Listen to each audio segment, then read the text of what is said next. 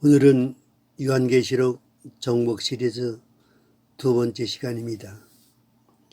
예수님의 재림에 대한 소식은 그리스도인들에게 가장 긴급하고도 기묘한 메시지입니다.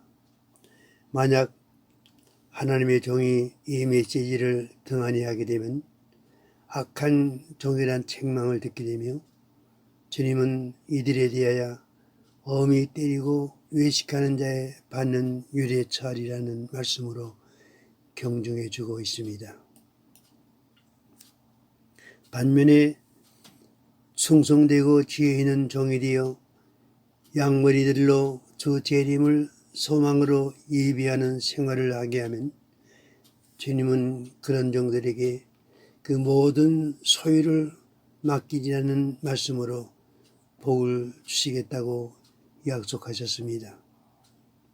이 복은 14만 4천 명의 반열에서 두 증인의 예언의 사명을 이루게 하시며 첫째 부활자로 천년왕국에서 왕노릇하는 축복을 의미하는 것입니다. 성경의 전체적인 내용을 두 가지로 간추려 말한다면 인류의 구원과 심판입니다. 이 세상에 구세주를 보내시어 하나님의 택정받은 백성들에 대한 구원을 이루시고 끝까지 그리스도를 거역하는 불신자들에 대한 최종적인 심판을 내리십니다.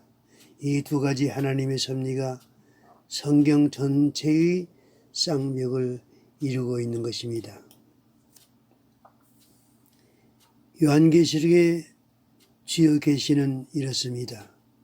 요한계시록은 바로 이 마지막 부분인 죄의 재림과 인류 심판에 관한 전반적인 사건을 다루고 있는 하나님의 종말적 계시입니다. 이 계시가 빠지면 하나님은 인류 구원의 역사를 완성하실 수 없으며 성경에 나타난 하나님의 약속은 공허에 그치고 마는 것입니다. 다시 오시는 주님을 맞이하는 우리는 그의 신부들입니다. 그가 오시면 이 지상에 새로운 세계가 펼쳐지는데 이 잔치를 어린 양의 혼인잔치라고 말합니다.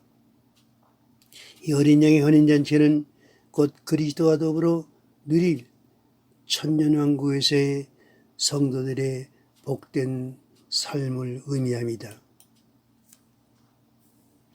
그리스도로 말미암아 구원을 받은 성도들의 소망은 그리스도의 재림입니다. 그의 재림에 우리의 삶의 표적을 맞춰 신부의 단장을 해야 합니다.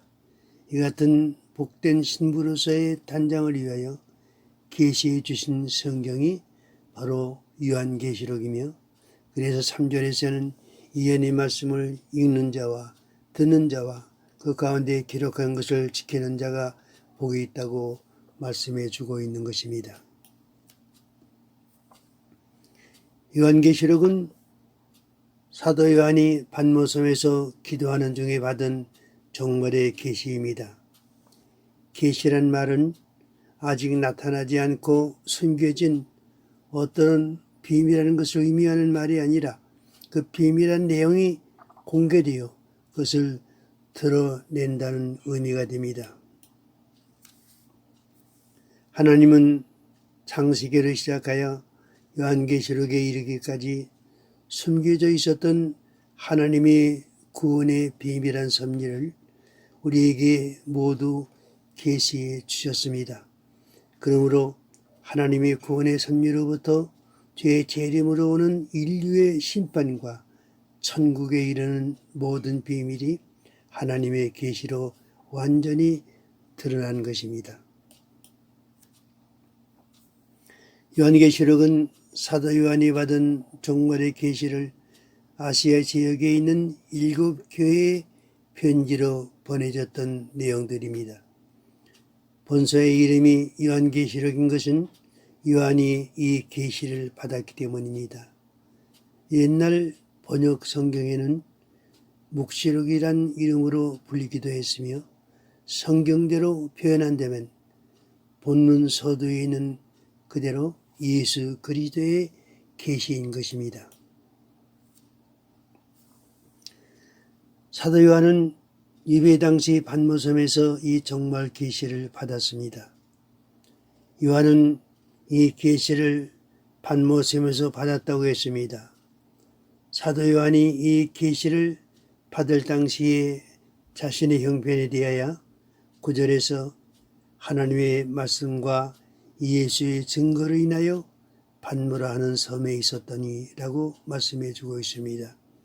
요한은 로마의 도미티안 황제의 통치 말년 주 95년경에 하나님의 말씀과 예수 그리스도의 증거로 인하여 pat모란 섬에 유배당하고 있었던 것입니다. 요한이 유배될 당시에는 로마 제국의 유배지로 사용해 오다가 1947년 이후로는 지금 그리스의 소유 영토로 되어 있습니다. 요한은 이 계시를 이곳에서 주의 날에 받았습니다. 많은 성경학자들은 이 계시록이 기록된 연대에 대해서 주 97년이나 98년경으로 주장하고 있습니다. 요한계시록은 인봉된 책이 아닙니다. 주님은 이 책의 예언의 말씀을 인봉치 말라, 때가 가까우니라고 말씀하셨습니다. 주님은 때가 가깝다고 하셨습니다. 주의 재림의 시기는 언제나 지금 우리가 살아가고 있는 이 시대에, 이 시점에서 가까이 있기 때문에 우리는 늘 신랑을 맞이할 준비를 해야 하는 것입니다.